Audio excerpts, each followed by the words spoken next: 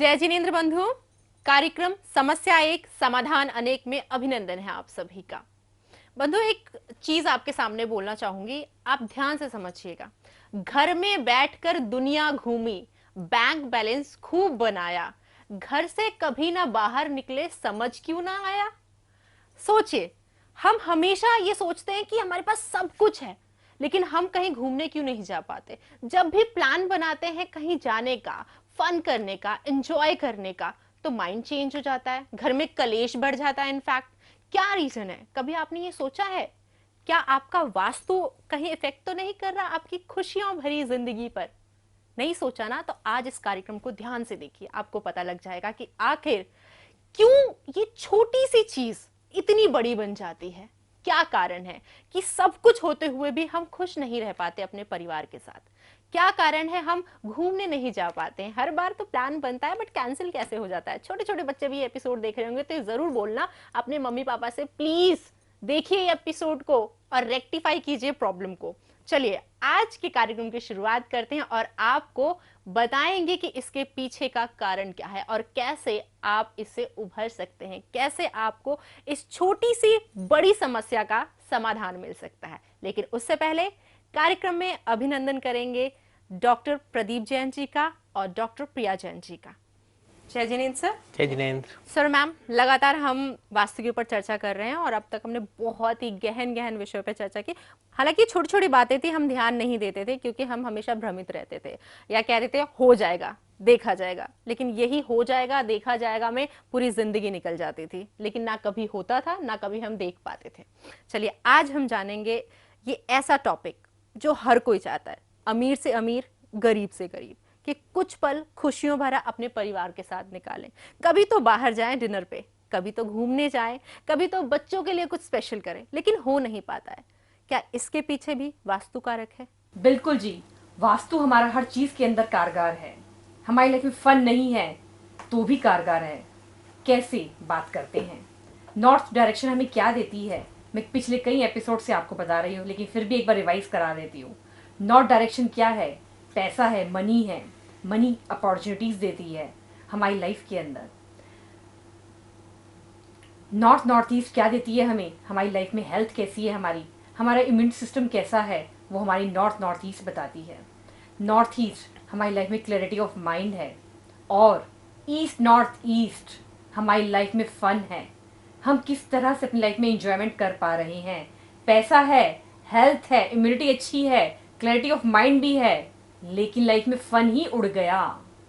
सब कुछ होते हुए आपकी लाइफ में फन ही नहीं है। आप कहीं जाना चाहते हैं लेकिन नहीं जा पा रहे हैं, कोई ना कोई ब्लॉकेजेस आ गई हैं, किसी की तबीयत खराब हो जाती है, कोई ना कोई अड़चन आ गई।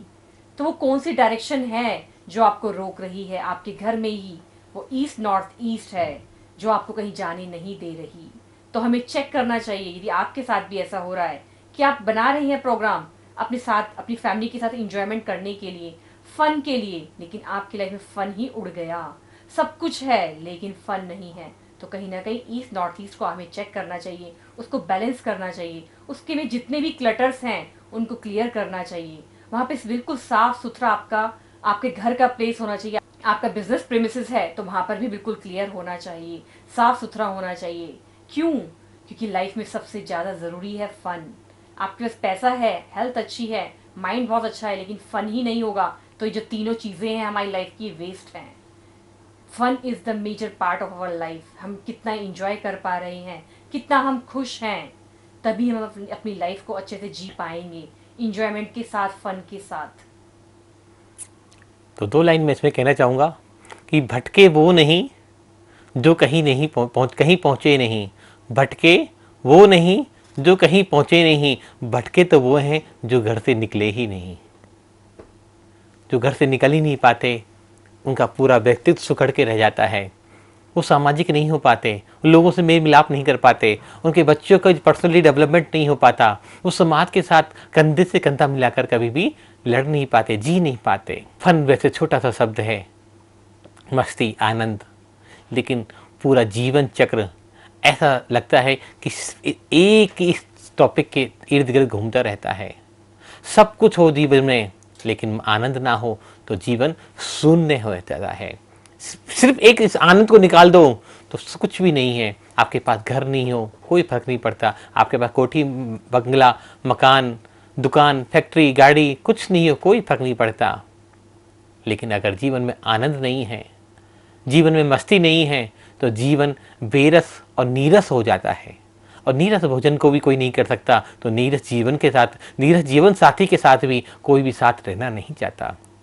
ज्योतिष शास्त्र में भी सातवां घर जीवन साथी का माना गया है। अक्सर परिवारों में समस्याएं आ जाती हैं, दिक्कतें आ जाती हैं, और सिर्फ एक छोटे से कारण के, छोटे से रीजन के कारण, क्योंकि कुछ लोग के घर में वास्तु दोष होता है और वो अपने पार्टनर से इसी कारण से तलाक ले लेते हैं, डिवोर्स ले लेते हैं और अलग हो जाते हैं। वो अच्छी भली जिंदगी को नरक बना देते हैं। दोस्तों, ये छोटा सा हिस्सा घर का बहुत बहुत महत्वपूर्ण है। इस हिस्से को ठीक रखें, स्वच्छ रखें, पवित्र रखें, साफ सुथरा रखें। मैं तो इतना ही कहना चाहूँगा। बिल्कुल, साफ रखना है, सुरक्षित रखना है, ठीक रखना है, इसका उपाय करना है। कैसे करेंगे? भक्तामृत स्तोत्र के माध्यम से इसका उपाय किया जा सकता है। वैसे तो हमें नेचुरल रेमेडी पे जाना चाहिए, लेकिन फिर भी कोई ब्लॉकेज है, कोई क्लैटर्स आ गए हैं, तो भक्तामृत स्तोत्र के नेचुरल रेमेडीज के बारे में पहले पूछूंगी, किस तरीके की नेचुरल रेमेडीज? नेचुरल रेमेडी की बात करते हैं तो इसको साफ सुथरा ही रखना चाहिए, खाली रखना चाहिए, कोई ब्लॉकेज नहीं होनी चाहिए। लेकिन अगर नहीं हो पाया, कोई कुछ निर्माण हो चुका है हमें पहले से ही, तो हम उस समय क्या कर सकते हैं? हमें उस समय भक्तामृत स्तोत्र का 18 नंबर काव्य का पाठ करना चाहिए। उसका यंत्र भी अगर हम नॉर्थ ईस्ट में स्थापित करें तो वहाँ के समस्त वास्तु दोषों से हमें छुटकारा मिल सकता है, और हमारे जीवन में जो फन और मस्ती और आनंद दूर हो चुका है वो वापस हमारे जीवन में लौट के आ जाएगा। जी, आप क्या कहना चाहेंगे इस पे? मैं इसमें आपको सिर्फ यही बताना चाहूंगी कि 18 नंबर श्लोक का यदि आप यंत्र नहीं रख सकते हैं तो इस श्लोक का पाठ करें आप।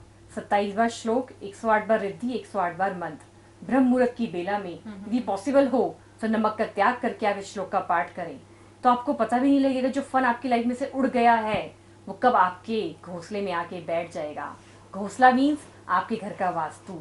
आप जहाँ पर रहते हैं वहाँ पर सारी सुख सुविधाएं होंगी और आपकी लाइफ में फन भी होगा, जो मेजर पार्ट है मेरी लाइफ का, हमारी लाइफ का। एक चीज और देखी जाती है, एक ही घर में कई सारे सदस्य हैं, तो वहां पे कई लोग तो बहुत खुश रहते हैं।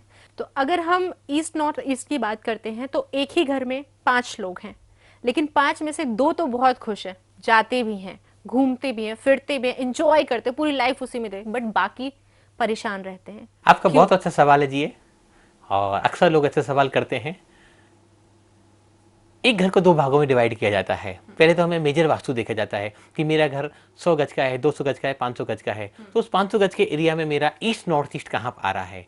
तो पहले तो हमें ऑल फैमिली मेंबर्स के लिए उस पार्ट्स को चेक करना पड़ेगा कि अगर उस पार्ट से प्रॉब्लम है तो सभी पे इफेक्ट आएगा।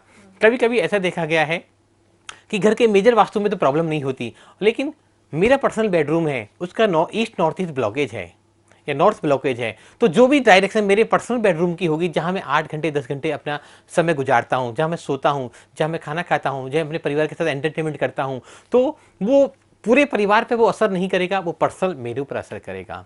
हो सकता है दूसरे फैमिली मेम्बर्स के लिए वो दिक्कत नहीं आ रही हो, लेकिन मेरे पर्सनल बेडरूम में ईस्ट नॉर्थ ईस्ट ब्लॉकेज हो तो क्या हुआ?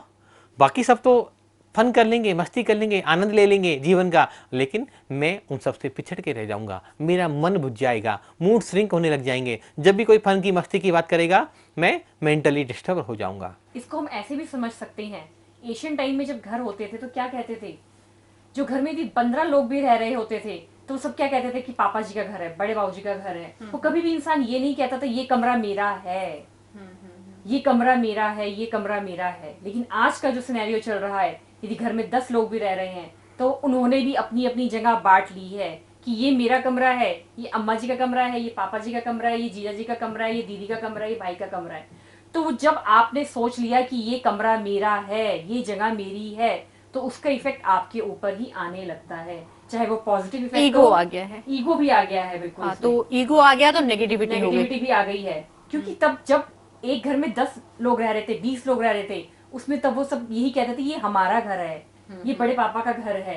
परिवार के लोग कहते कि हम जब छोटे थे हम खुद देखते थे, एक गली में जितने भी घर होते थे, कभी अम्मा कहीं और घर में बैठी होती थी तब भी वो ये कहती थी मेरा ही घर है, ये भी कहीं दूसरे पड़ोसी के घर में जाते थे तो भी कहते थे ये इन्हीं का घर है। लेकिन आज तो वो घर का 100 गज का एरिया ही उसने अपना मान लिया, और 100 गज के अंदर भी जो पर्टिकुलर एरिया में वो रह रही है, लेडी रह रही है या हस्बैंड रह रहे हैं, मेल फीमेल जो भी रह रहे हैं, वो उसको सोचने लगते हैं कि ये सिर्फ एरिया मेरा है और बाकी का एरिया मेरा नहीं है। तो जो उसके अंदर साइड इफेक्ट्स होते हैं, नेगेटिविटी होती है, वो सिर्फ उसी हस्बैंड वाइफ को आते हैं, कपल को आते हैं, और जो कपल उसमें रह रहे होते हैं वो बिल्कुल ठीक रहते हैं, क्योंकि उन्होंने माना ही नहीं है बिल्कुल, ये मेरा है सारा। बिल्कुल। तो अगर हम बात करें, जैसे सर ने बताया कि एक पोर्शन हम लेते, तो अगर घर में 3 सदस्य, 3 फैमिली है, तो एक कमरे वाइज हम वास्तु को देखते हैं या पूरा घर वाइज हम वास्तु को देखते हैं? दोनों तरीके से वास्तु देखा जाता है। फर्स्ट पहले नज़र में देखा जाएगा कि पूरे घर का वास्तु कहीं डिफेक्ट नहीं हो रहा, पूरे घर में कोई मेजर दोष तो नहीं है।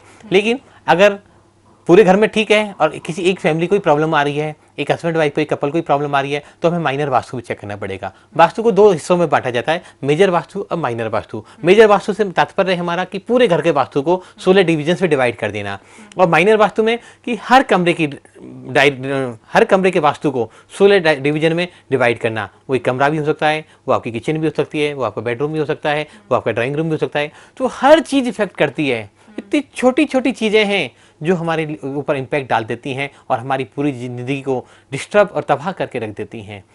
होता क्या है इन चीज़ों से? फन नहीं होना, लगता है क्या हो गया, अगर हम 2 साल घूमने नहीं गए तो कोई फर्क नहीं पड़ने वाला नहीं है। लेकिन एक पार्टनर चाहता है कि मुझे घूमने जाऊं और दूसरा पार्टनर नहीं चाहता मेरे, क्योंकि उसके ऊपर वास्तु दोष हावी हो चुके हैं उसके।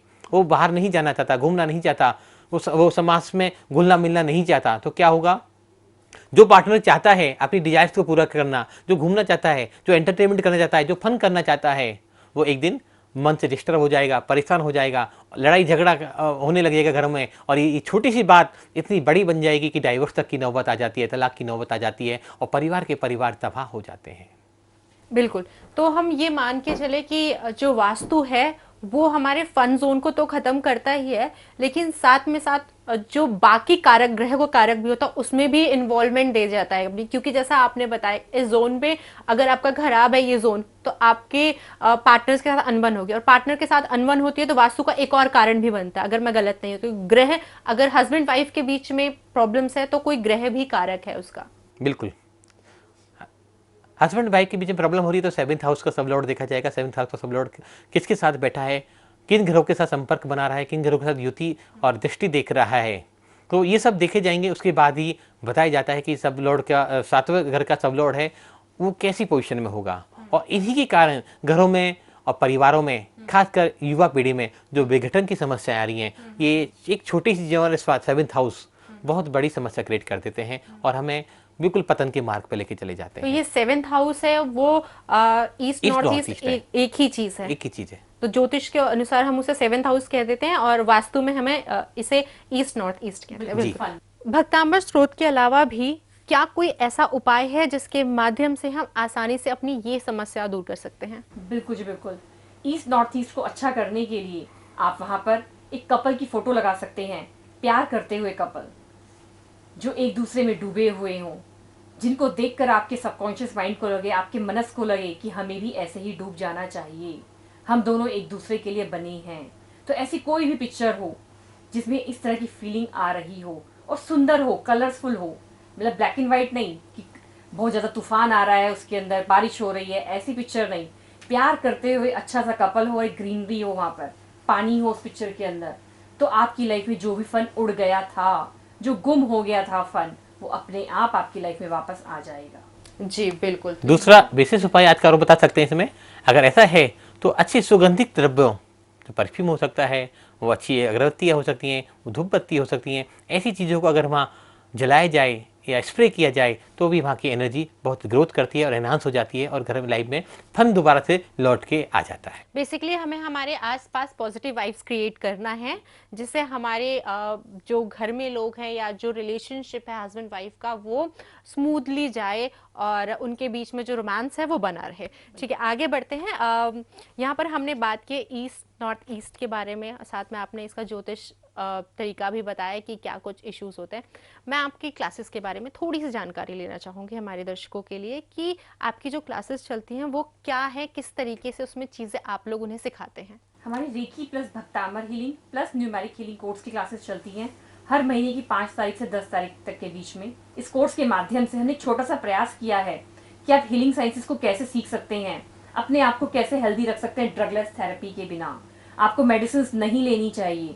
मेडिसिन के हमारे लाइफ में बहुत सारे साइड इफेक्ट्स होते हैं। तो जब लेकिन यदि आपने ये हीलिंग साइंस सीख ली तो आप अपने जीवन के स्वयं ही निर्माता बन जाते हैं। रेकी एक ईश्वरीय ऊर्जा होती है। यूनिवर्सल एनर्जी को कॉल कर कर सामने वाले को कैसे ठीक किया जाए और अपने आप को कैसे ठीक किया जाए, स्वस्थ रखा जाए, इस कोर्स के माध्यम से डिटेल में सिखाते हैं। और भक्तामृत के हर एक श्लोक क्या क्या काम आते हैं। जरूरी नहीं है कि मेरी शादी नहीं हो रही है, जरूरी नहीं है कि मेरी जॉब नहीं लग रही है, जरूरी नहीं है कि मेरा बच्चा नहीं पढ़ रहा है। बहुत सारी ऐसी डिफरेंट टाइप्स की जो प्रॉब्लम्स हमारी लाइफ में आती हैं, वो इन 48 श्लोकास के माध्यम से कैसे हम ठीक कर सकते हैं अपने आप को, इसका सारा प्रोसेस हम बताते हैं। कौन सा श्लोक क्या काम आएगा, आपको कैसे इसको यूज करना चाहिए, कैसे चैंटिंग करनी चाहिए। 6 दिन के एक कोर्स में हम डिटेल से विस्तार से इन सभी चीज़ों पर विस्तार से चर्चा करते हैं कि रेकी को, भक्तामर को और न्यूमेरिक कोर्स को एक साथ कैसे उपयोग में लाया जाए। तीनों अपने आप में महाशक्तियाँ हैं। जैसे हिंदू दर्शन के हिसाब से देखा जाए तो ब्रह्मा विष्णु महेश की बात की जाती है, 3 देवियों की बात की जाती है और तीनों को एक साथ काम में कैसे लेना है। तो रेकी अपने आप में सुपर पावर है, भक्तामर अपने आप में बहुत सुपर पावर है और न्यूमेरिक कोर्स नंबर के बिना हमारा जीवन संभव ही नहीं है, वो भी अपने आप में एक परम शक्ति है।